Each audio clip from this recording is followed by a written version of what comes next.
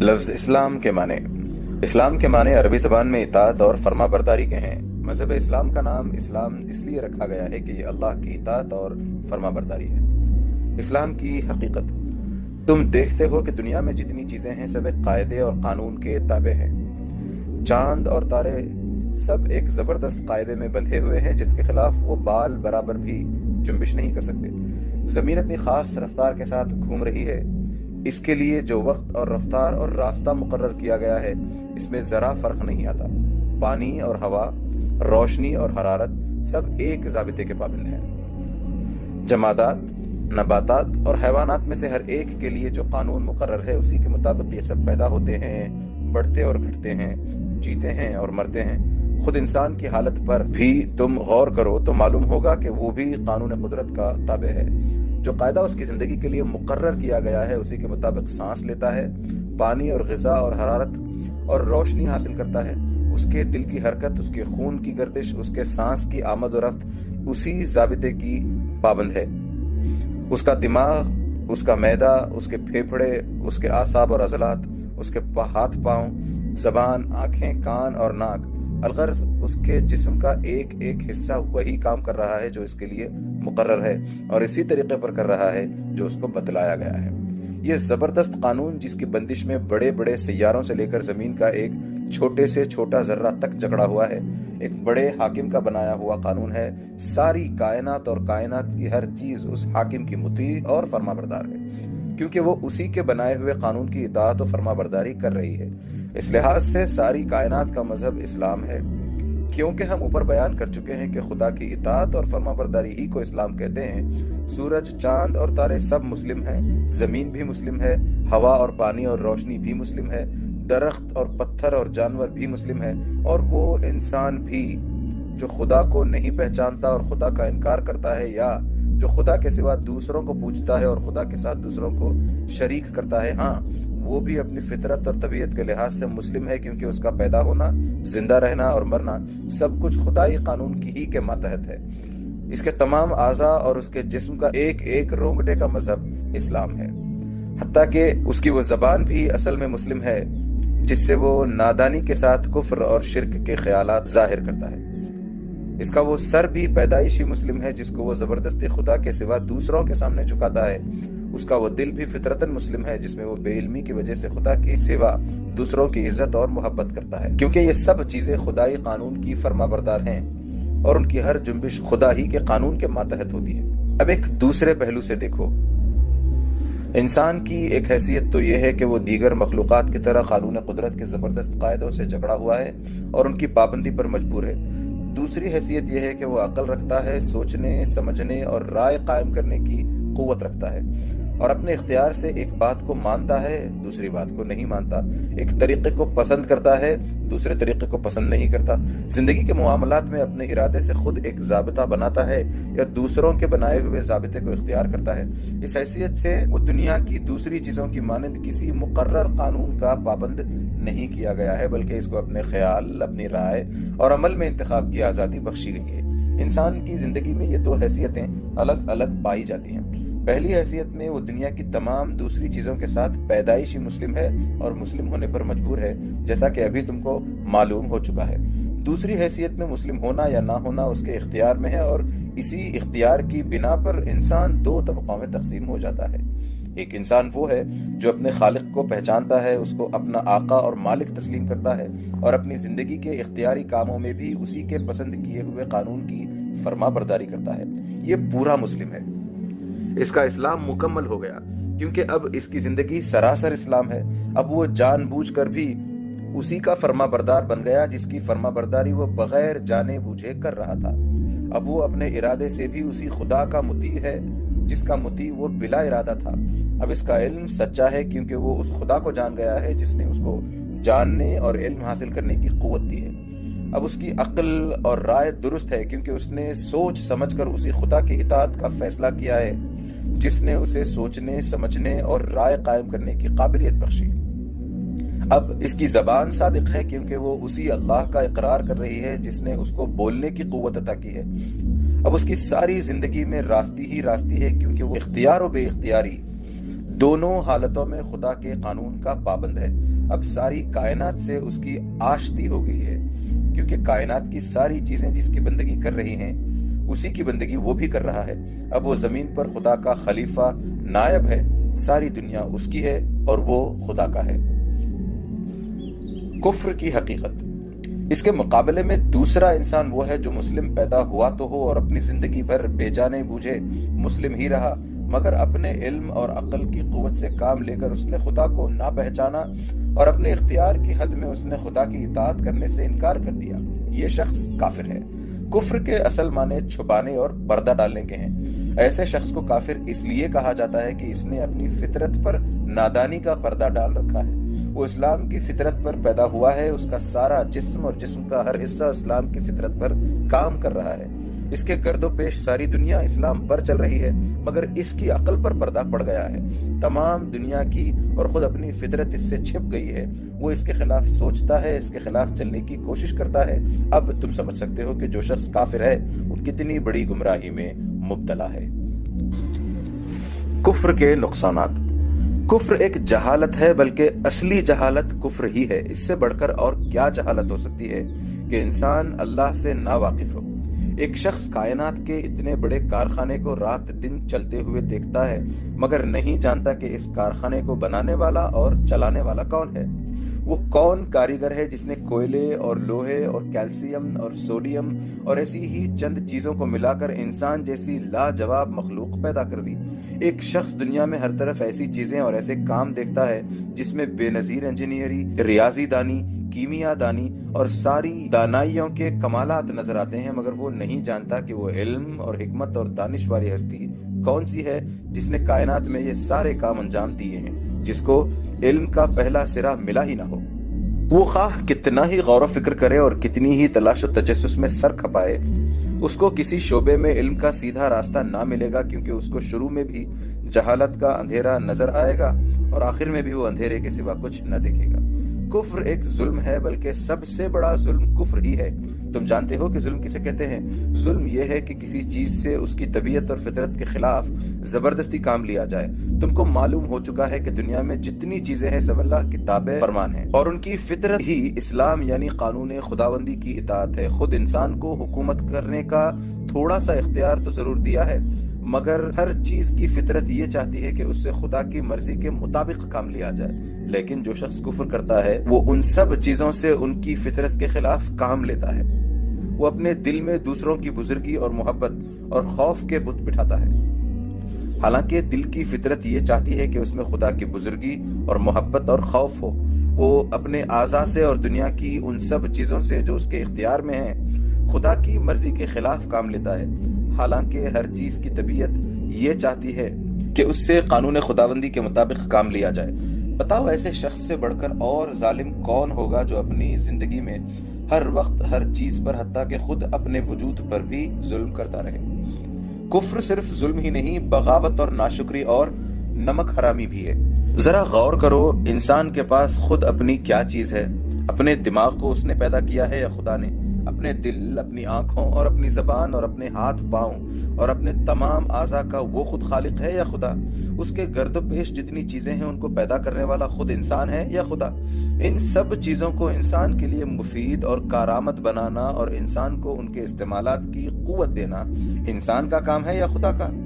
تم کہو گے کہ یہ سب خدا کی چیزیں ہیں، خدا ہی نے ان کو پیدا کیا ہے، خدا ہی ان کا مالک ہے اور خدا ہی کی بخشش سے یہ انسان کو حاصل ہوئی ہیں۔ جب اصل حقیقت یہ ہے تو اس سے بڑا باغی کون ہوگا جو خدا کے دیے ہوئے دماغ سے خدا ہی کے خلاف سوچنے کی خدمت لے، خدا کے بخشے ہوئے دل میں خدا ہی کے خلاف خیالات رکھے، خدا نے جو آنکھیں، جو زبان، جو ہاتھ پاؤں اور دوسری جو چیزیں عطا کی ہیں ان کو خدا ہی کی پسند اور اس کی مرضی کے خلاف استعمال کرے۔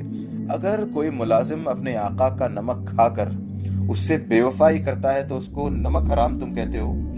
اگر کوئی سرکاری افسر حکومت کے دیے ہوئے اختیارات کو خود حکومت ہی کے خلاف استعمال کرتا ہے تو تم اسے باغی کہتے ہو۔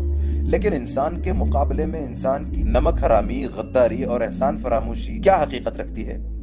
انسان کو کہاں سے رزق دیتا ہے؟ وہ خدا کا دیا ہوا رزق ہی تو ہے۔ حکومت اپنے ملازموں کو جو اختیار دیتی ہے وہ کہاں سے آئے ہیں؟ خدا ہی نے تو اس کو فرما روائی کی طاقت دی ہے۔ کوئی احسان کرنے والا شخص کسی دوسرے شخص پر احسان کہاں سے کرتا ہے؟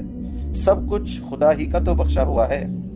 انسان پر سب سے بڑا حق اس کے ماں باپ کا ہے، مگر ماں اور باپ کے دل میں اولاد کے لیے محبت کس نے پیدا کی؟ ماں کے سینے میں دودھ کس نے اتارا؟ باپ کے دل میں یہ بات کس نے ڈالی کہ اپنے گاڑھے پسینے کی کمائی گوشت پوست کے ایک بیکار لوتڑے پر خوشی خوشی لٹا دے اور اس کی پرورش اور تعلیم و تربیت میں اپنا وقت، اپنی دولت، اپنی آسائش سب کچھ قربان کر دے؟ اب بتاؤ کہ جو خدا انسان کا اصلی محسن ہے، حقیقی بادشاہ ہے، سب سے بڑا پروردگار ہے، اگر اسی کے ساتھ انسان کفر کرے، اس کو خدا نہ مانے، اس کی بندگی سے انکار کرے اور اس کی اطاعت سے منہ موڑے، تو یہ کیسی سخت بغاوت ہے، کتنی بڑی احسان فراموشی اور نمک حرامی ہے۔ کہیں یہ نہ سمجھ لینا کہ کفر سے انسان خدا کا کچھ بگاڑتا ہے۔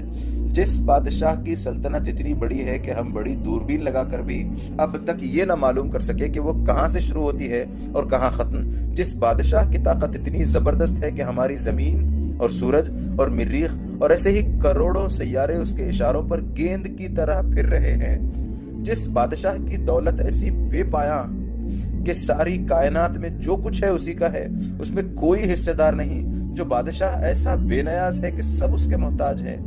بھلا انسان کی کیا ہستی ہے کہ اس کے ماننے یا نہ ماننے سے ایسے بادشاہ کو کوئی نقصان بھی ہو؟ اس سے کفر اور سرکشی اختیار کر کے انسان اس کا کچھ نہیں بگاڑتا، بلکہ خود اپنی تباہی کا سامان کرتا ہے۔ کفر اور نافرمانی کا لازمی نتیجہ یہ ہے کہ انسان ہمیشہ کے لیے ناکام اور نامراد ہو جائے۔ ایسے شخص کو علم کا سیدھا راستہ کبھی نہ مل سکے گا، کیونکہ جو علم خود اپنے خالق کو نہ جانے وہ کس چیز کو صحیح طرح جان سکتا ہے؟ اس کی عقل ہمیشہ ٹیڑھے راستے پر چلے گی، کیونکہ جو عقل خود اپنے بنانے والے کو پہچاننے میں غلطی کرے اور کس چیز کو وہ صحیح سمجھ سکتی ہے؟ وہ اپنی زندگی کے سارے معاملات میں ٹھوکریں اور اس پر پھر ٹھوکریں کھائے گا۔ اس کے اخلاق خراب ہوں گے، اس کا تمدن خراب ہوگا، اس کی معاشرت خراب ہوگی، اس کی معیشت خراب ہوگی، اس کی حکومت اور سیاست خراب ہوگی، وہ دنیا میں بد امنی پھیلائے گا، کچھ تو خون کرے گا، دوسروں کے حقوق چھینے گا، ظلم و ستم کرے گا، خود اپنی زندگی کو اپنے برے خیالات اور اپنی شرارت اور بدعمالی سے اپنے لیے تلخ کر لے گا۔ پھر جب وہ اس دنیا سے گزر کر آخرت کے عالم میں پہنچے گا تو سب چیزیں جن پر وہ تمام عمر ظلم کرتا رہا اس کے خلاف نالش کریں گی۔ اس کا دماغ، اس کا دل، اس کی آنکھیں، اس کے کان، اس کے ہاتھ پاؤں، الغرض اس کا رونگٹا خدا کی عدالت میں اس کے خلاف استغاثہ کرے گا کہ اس ظالم نے تیرے خلاف بغاوت کی اور بغاوت میں ہم سے زبردستی کام لیا۔ وہ زمین جس پر وہ نافرمانی کے ساتھ چلا اور بسا، وہ رزق جس کو اس نے ناجائز طریقوں سے کمایا، اور وہ دولت جو حرام سے آئی اور حرام پر خرچ کی گئی، وہ سب چیزیں جن پر اس نے باغی بن کر غاصبانہ تصرف کیا، وہ سب آلات و اسباب جن سے اس نے بغاوت میں کام لیا، اس کے مقابلے میں فریادی بن کر آئیں گے، اور خدا جو حقیقی منصف ہے ان مظلوموں کی داد رسی میں اس باغی کو ذلت کی سزا دے گا۔ اسلام کے فائدے یہ ہیں کفر کے نقصانات۔ آؤ اب ایک نظر یہ بھی دیکھو کہ اسلام کا طریقہ اختیار کرنے میں کیا فائدہ ہے۔ اوپر تم کو معلوم ہو چکا ہے کہ اس جہان میں ہر طرف خدا کی خدائی کے نشانات پھیلے ہوئے ہیں۔ کائنات کا یہ عظیم الشان کارخانہ جو ایک مکمل نظام اور ایک اٹل قانون کے تحت چل رہا ہے، خود اس بات پر گواہ ہے کہ اس کا بنانے والا اور چلانے والا ایک زبردست فرما روا ہے جس کی حکومت سے کوئی چیز سرتابی نہیں کر سکتی۔ تمام کائنات کی طرح خود انسان بھی یہی فطرت رکھتا ہے کہ اس کی اطاعت کرے، چنانچہ بے سمجھے وہ رات دن اسی کی اطاعت کر رہا ہے، کیونکہ اس کے قانون قدرت کی خلاف ورزی کر کے وہ زندہ ہی رہ نہیں سکتا۔ لیکن خدا نے انسان کو علم کی قابلیت، سوچنے اور سمجھنے کی قوت اور نیک اور بد کی تمیز دے کر ارادے اور اختیار میں تھوڑی سی آزادی بخشی ہے۔ اس آزادی میں دراصل انسان کا امتحان ہے، اس کی عقل کا امتحان ہے، اس کی تمیز کا امتحان ہے، اس بات کا امتحان ہے کہ اسے جو آزادی عطا کی گئی ہے اس کو وہ کس طرح استعمال کرتا ہے۔ اس امتحان میں کوئی ایک طریقہ اختیار کرنے پر انسان کو مجبور نہیں کیا گیا ہے، کیونکہ مجبور کرنے سے امتحان کا مقصد ہی فوت ہو جاتا ہے۔ تم سمجھ سکتے ہو کہ امتحان میں سوالات کا پرچہ دینے کے بعد اگر تم کو ایک خاص جواب دینے پر مجبور کیا جائے تو ایسے امتحان سے کوئی فائدہ نہ ہوگا۔ تمہاری اصل قابلیت تو اسی وقت کھلے گی جب تم کو ہر قسم کے جواب دینے کا اختیار ہو۔ اگر تم نے صحیح جواب دیا تو کامیاب ہوگے اور آئندہ ترقیوں کا دروازہ تمہارے لیے کھل جائے گا، اور اگر غلط جواب دیا تو ناکام ہوگے اور اپنی ناقابلیت سے خود ہی اپنی ترقی کا راستہ روک لوگے۔ بالکل اسی طرح اللہ تعالیٰ نے بھی اپنے امتحان میں انسان کو آزاد رکھا ہے کہ جو طریقہ چاہے اختیار کرے۔ اب ایک شخص تو وہ ہے جو خود اپنی کائنات کی طرف دیکھ کر کائنات کی فطرت کو نہیں سمجھتا، اپنے خالق کی ذات و صفات کو پہچاننے میں غلطی کرتا ہے اور اختیار کی جو آزادی اسے دی گئی ہے اس سے فائدہ اٹھا کر نافرمانی اور سرکشی کا طریقہ اختیار کرتا ہے۔ یہ شخص علم اور عقل اور تمیز اور فرض شناسی کے امتحان میں ناکام ہو گیا۔ اس نے خود ثابت کر دیا کہ وہ ہر حیثیت سے ادنا درجے کا آدمی ہے، لہٰذا اس کا وہی انجام ہونا چاہیے جو تم نے اوپر دیکھ لیا۔ اس کے مقابلے میں ایک دوسرا شخص ہے جو اس امتحان میں کامیاب ہو گیا۔ اس نے علم اور عقل سے صحیح کام لے کر خدا کو جانا اور مانا، حالانکہ وہ ایسا کرنے پر مجبور نہیں کیا گیا تھا۔ اس نے نیک اور بد کی تمیز میں بھی غلطی نہ کی اور اپنے آزاد انتخاب سے نیکی ہی کو پسند کیا، حالانکہ وہ بدی کی طرف بھی مائل ہونے کا اختیار رکھتا تھا۔ اس نے اپنی فطرت کو سمجھا، اپنے خدا کو پہچانا اور نافرمانی کا اختیار رکھنے کے باوجود خدا کی فرما برداری ہی اختیار کی۔ اس شخص کو امتحان میں اسی وجہ سے تو کامیابی نصیب ہوئی کہ اس نے اپنی عقل سے ٹھیک کام لیا، آنکھوں سے ٹھیک دیکھا، کانوں سے ٹھیک سنا، دماغ سے ٹھیک رائے قائم کی اور دل سے اسی بات کی پیروی کرنے کا فیصلہ کیا جو ٹھیک تھی۔ اس نے حق کو پہچان کر یہ بھی ثابت کر دیا کہ وہ حق شناس ہے اور حق کے آگے سر جھکا کر یہ بھی دکھا دیا کہ وہ حق پرست ہے۔ ظاہر ہے کہ جس شخص میں یہ صفات موجود ہوں اس کو دنیا اور آخرت دونوں میں کامیاب ہونا چاہیے۔ وہ علم اور عمل کے ہر میدان میں صحیح راستہ اختیار کرے گا، اس لیے کہ جو شخص ذات خداوندی سے واقف ہے اور اس کی صفات کو پہچانتا ہے وہ دراصل علم کی ابتدا کو بھی جانتا ہے اور اس کی انتہا کو بھی۔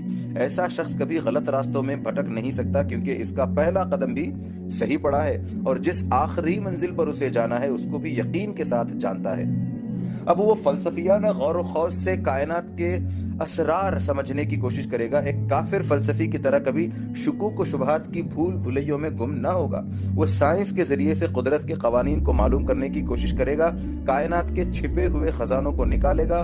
خدا نے جو قوتیں دنیا میں اور خود انسانوں کے وجود میں پیدا کی ہیں ان کو ڈھونڈ ڈھونڈ کر معلوم کرے گا۔ زمین و آسمان میں جتنی چیزیں ہیں ان سب سے کام لینے کے بہتر سے بہتر طریقے دریافت کرے گا، مگر خدا شناسی ہر موقع پر اس کو سائنس کا غلط استعمال کرنے سے روکے گی۔ وہ کبھی اس غلط فہمی میں نہ پڑے گا کہ میں ان چیزوں کا مالک ہوں، میں نے فطرت پر فتح پالی ہے، میں اپنے نفع کے لیے سائنس سے مدد لوں گا، دنیا کو زیر و زبر کر دوں گا، لوٹ مار اور کشت و خون کر کے اپنی طاقت کا سکہ سارے جہان میں بٹھا دوں گا۔ یہ ایک کافر سائنٹسٹ کا کام ہے۔ مسلم سائنٹسٹ جتنا زیادہ سائنس پر عبور حاصل کرے گا اتنا ہی خدا پر اس کا یقین زیادہ ہوگا اور اتنا ہی زیادہ وہ خدا کا شکر گزار بندہ بنے گا۔ اس کا عقیدہ یہ ہوگا کہ میرے مالک نے میری قوت اور میرے علم میں جو اضافہ کیا ہے اس میں میں اپنی اور تمام انسانوں کی بھلائی کے لیے کوشش کروں گا اور یہی اس کا صحیح شکریہ ہے۔ اس طرح تاریخ، معاشیات، سیاسیات، قانون اور دوسرے علوم و فنون میں بھی ایک مسلم اپنی تحقیق اور جد و جہد کے لحاظ سے ایک کافر کے مقابلے میں کم نہ رہے گا، مگر دونوں کی نظر میں بڑا فرق ہوگا۔ مسلم ہر علم کا معاملہ صحیح نظر سے کرے گا، صحیح مقصد کے لیے کرے گا اور صحیح نتیجے پر پہنچے گا۔ تاریخ میں وہ انسان کے گزشتہ تجربوں سے ٹھیک ٹھیک سبق لے گا، قوموں کی ترقی و تنزل کے صحیح اسباب معلوم کرے گا، ان کی تہذیب و تمدن کی مفید چیزیں دریافت کرے گا، ان کے نیک دل لوگوں کے حالات سے فائدہ اٹھائے گا اور ان تمام چیزوں سے بچے گا جس کی بدولت پچھلی قومیں تباہ ہو گئیں۔ معاشیات میں دولت کمانے اور خرچ کمانے کے ایسے طریقے معلوم کرے گا جن سے تمام انسانوں کا بھلا ہو، نہ یہ کہ ایک کا فائدہ اور بہتوں کا نقصان ہو۔ سیاسیات میں اس کی تمام توجہ اس طرف صرف ہوگی کہ دنیا میں امن، عدل اور انصاف اور نیکی اور شرافت کی حکومت ہو۔ کوئی شخص یا کوئی جماعت خدا کے بندوں کو اپنا بندہ نہ بنائے۔ حکومت اور اس کی تمام طاقتوں کو خدا کی امانت سمجھا جائے اور بندگان خدا کی بہتری کے لیے استعمال کیا جائے۔ قانون میں وہ اس نظر سے غور کرے گا کہ عدل و انصاف کے ساتھ لوگوں کے حقوق مقرر کیے جائیں اور کسی صورت سے کسی پر ظلم نہ ہونے پائے۔ مسلم کے اخلاق میں خدا ترسی، حق شناسی اور راست بازی ہوگی۔ وہ دنیا میں یہ سمجھ کر رہے گا کہ سب چیزوں کا مالک خدا ہے، میرے پاس اور سب انسانوں کے پاس جو کچھ ہے خدا ہی کا دیا ہوا ہے، میں کسی چیز کا حتیٰ کہ خود اپنے جسم اور جسمانی قوتوں کا بھی مالک نہیں ہوں، سب کچھ خدا کی امانت ہے اور اس امانت میں تصرف کرنے کا اختیار جو مجھے دیا گیا ہے اس کو خدا ہی کی مرضی کے مطابق استعمال کرنا چاہیے۔ ایک دن خدا مجھ سے اپنی یہ امانتیں واپس لے لے گا اور اس وقت مجھ کو ایک ایک چیز کا حساب دینا ہوگا۔ یہ سمجھ کر جو شخص دنیا میں رہے گا اس کے اخلاق کا اندازہ کرو۔ وہ اپنے دل کو برے خیالات سے پاک رکھے گا، وہ اپنے دماغ کو برائی کی فکر سے بچائے گا، وہ اپنی آنکھوں کو بری نگاہ سے روکے گا، وہ اپنے کانوں کو برائی سننے سے باز رکھے گا، وہ اپنی زبان کی حفاظت کرے گا تاکہ اس سے حق کے خلاف کوئی بات نہ نکلے۔ وہ اپنے پیٹ کو حرام کے رزق سے بھرنے کے بجائے بھوکا رہنا زیادہ پسند کرے گا۔ وہ اپنے ہاتھوں کو ظلم کے لیے کبھی نہ اٹھائے گا، وہ اپنے پاؤں کو برائی کے راستے پر کبھی نہ چلائے گا، وہ اپنے سر کو باطل کے سامنے کبھی نہ جھکائے گا، خواہ وہ کاٹ ہی کیوں نہ ڈالا جائے۔ وہ اپنی کسی خواہش اور کسی ضرورت کو ظلم اور ناحق کے راستے سے کبھی نہ پورا کرے گا۔ وہ نیکی اور شرافت کا مجسمہ ہوگا، حق اور صداقت کو ہر چیز سے زیادہ عزیز رکھے گا اور اس کے لیے اپنی ذات کے ہر فائدے اور اپنے دل کی ہر خواہش کو بلکہ اپنی ذات کو بھی قربان کر دے گا۔ وہ ظلم اور ناراستی کو ہر چیز سے زیادہ ناپسند کرے گا اور کسی نقصان سے خوف یا کسی فائدے کے لالچ میں اس کا ساتھ دینے پر آمادہ نہ ہوگا۔ دنیا کی کامیابی بھی ایسے ہی شخص کا حصہ ہے۔ اس سے بڑھ کر دنیا میں کوئی معزز اور شریف نہ ہوگا کیونکہ اس کا سر خدا کے سوا کسی کے سامنے جھکنے والا نہیں اور اس کا ہاتھ خدا کے سوا کسی کے آگے پھیلنے والا نہیں۔ ذلت ایسے شخص کے پاس کیوں کر پھٹک سکتی ہے؟ اس سے بڑھ کر دنیا میں کوئی طاقتور بھی نہ ہوگا کیونکہ اس کے دل میں خدا کے سوا کسی اور کا خوف ہی نہیں ہوگا اور اس کو خدا کے سوا کسی سے بخشش اور انعام کا لالچ بھی نہیں ہوگا۔ کون سی طاقت ہے جو ایسے شخص کو حق اور راستی سے ہٹا سکتی ہو اور کون سی دولت ہے جو اس کا ایمان خرید سکتی ہو؟ اس سے بڑھ کر دنیا میں کوئی غنی اور دولت مند بھی نہ ہوگا کیونکہ وہ عیش پرست نہیں، خواہشات نفس کا بندہ نہیں، حریص اور لالچی نہیں، اپنی جائز محنت سے جو کچھ کماتا ہے اسی پر قناعت کرتا ہے اور ناجائز دولت کے ڈھیر بھی اگر اس کے سامنے لگا دیے جائیں تو ان کو حقارت سے ٹھکرا دیتا ہے۔ یہ اطمینان کی دولت ہے جس سے بڑھ کر کوئی دولت انسان کے لیے بڑی نہیں ہو سکتی۔ اس سے بڑھ کر دنیا میں کوئی محبوب اور ہر دل عزیز بھی نہ ہوگا کیونکہ وہ ہر شخص کا حق ادا کرے گا اور کسی کا حق نہ مارے گا، ہر شخص سے نیکی کرے گا اور اس کے بدلے میں اپنے لیے کچھ نہ چاہے گا۔ لوگوں کے دل آپ سے آپ اس کی طرف کھینچیں گے اور ہر شخص اس کی عزت اور اس سے محبت کرنے پر مجبور ہوگا۔ اس سے بڑھ کر دنیا میں کسی کا اعتبار بھی نہ ہوگا کیونکہ وہ امانت میں خیانت نہ کرے گا، صداقت سے منہ نہ موڑے گا، وعدے کا سچا اور معاملے کا کھرا ہوگا اور ہر کام میں یہ سمجھ کر ایمانداری برتے گا کہ کوئی اور دیکھنے والا ہو نہ ہو مگر خدا تو سب کچھ دیکھ رہا ہے۔ ایسے شخص کی ساکھ کا کیا پوچھنا، کون ہے جو اس پر بھروسہ نہ کرے گا؟ ایک مسلم کی سیرت کو اچھی طرح سمجھ لو تو تم کو یقین آ جائے گا کہ مسلم کبھی دنیا میں ذلیل اور محکوم اور مغلوب بن کر نہیں رہ سکتا، وہ ہمیشہ غالب اور حاکم ہی رہے گا کیونکہ اسلام جو صفات اس میں پیدا کرتا ہے اس پر کوئی قوت غالب نہیں آ سکتی۔ اس طرح دنیا میں عزت اور بزرگی کے ساتھ زندگی بسر کرنے کے بعد جب وہ اپنے خدا کے سامنے حاضر ہوگا تو اس پر خدا اپنی نعمتوں اور رحمتوں کی بارش کرے گا کیونکہ جو امانت اس کے سپرد کی گئی تھی اس کا پورا حق اس نے ادا کر دیا اور جس امتحان میں خدا نے اس کو ڈالا تھا اس میں وہ پورے نمبروں کے ساتھ کامیاب ہوگا۔ یہ ابدی کامیابی جو دنیا سے لے کر آخرت تک مسلسل چلی جاتی ہے اور کہیں اس کا سلسلہ ختم نہیں ہوتا۔ یہ اسلام ہے، انسان کا فطری مذہب۔ یہ کسی قوم اور ملک کے ساتھ خالص نہیں، ہر زمانے اور ہر قوم اور ہر ملک میں خدا شناس اور حق پسند لوگ گزرے ہیں، ان کا سب کا یہی مذہب تھا، وہ مسلم تھے، خواہ ان کی زبان میں اس مذہب کا نام اسلام ہو یا کچھ اور۔